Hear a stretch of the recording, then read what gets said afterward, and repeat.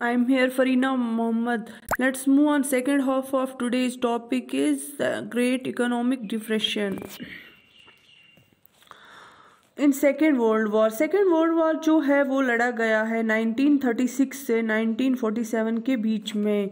ये तो और भी ख़तरनाक था, पिछले वाले फर्स्ट वर्ल्ड वॉर से ज़्यादा डेंजरस, क्योंकि यहाँ पर न्यूक्लियर वेपन्स तक यूज़ हो गई अलाइड पावर्स और एक्सेस पावर्स के बीच में।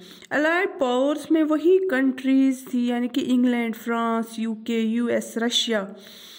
एक्सेस पावर में कौन कौन सी थी यहाँ पर? Germany, Italy, Japan. और ये लड़ाई जो है और ज़्यादा टाइम तक चली, यानी कि सेकेंड वर्ल्ड वॉर। और दो सुपर पावर्स लड़ाई होने के बाद दो सुपर पावर्स जो है वो निकल के आ गए सामने। एक यूएस यानी अमेरिका, दूसरा साउथ यूनियन यानी रशिया।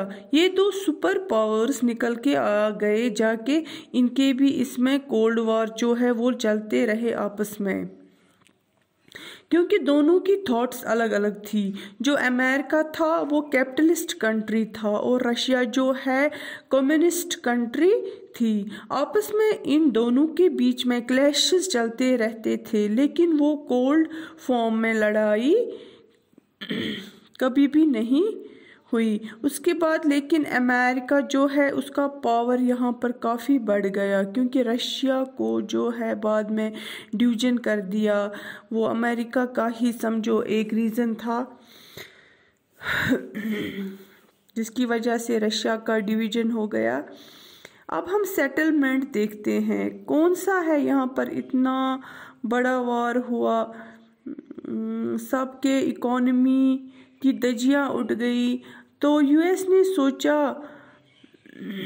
भाई अब कुछ ना कुछ करना होगा। तो इनके जो यूएस में एक जगह है जहाँ पे ब्रिटेन वुड कॉन्फ्रेंस की गई, और इस कॉन्फ्रेंस में इंटरनेशनल मॉनेटरी फंड ऐसे बहुत सारे एक दो ऑर्गेनाइजेशन बनाई गई, जिसमें ये कोशिश की गई कि वर्ल्ड की इकोनॉमी को ऐसे स्टेबल किया जाए। और इसमें और एक चीज़ कर दी गई कि जो एक्सचेंज रेट है इसको फिक्स कर दिया गया। मतलब समझो कि यूएस डॉलर्स की कंपैरिजन में हर कंट्री का जो भी वैल्यू रहेगा करेंसी का, उसको फिक्स कर दिया गया।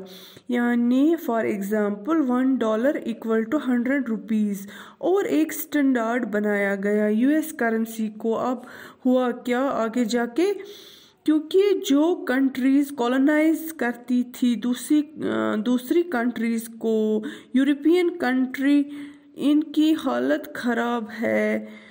अब इसकी वजह से धीरे धीरे क्या हुआ, इंडिपेंडेंस आई इन कंट्रीज़ में। जो कॉलोनीज़ थी, जैसे इंडिया में हमको इंडिपेंडेंस मिली यानी डिकोलोनाइजेशन हुआ, लेकिन फिर भी हमारी इकोनॉमी का तो हालत ख़राब ही था।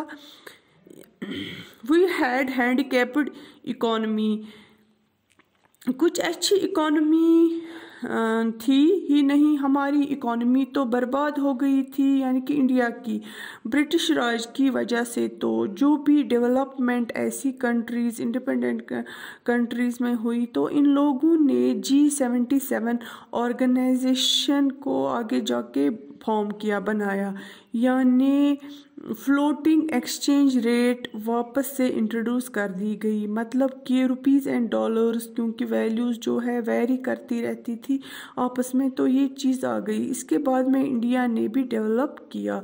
So this was all for today's topic, this was all for we have completed the whole lesson, the making of global world. Thanks and Allah Hafiz.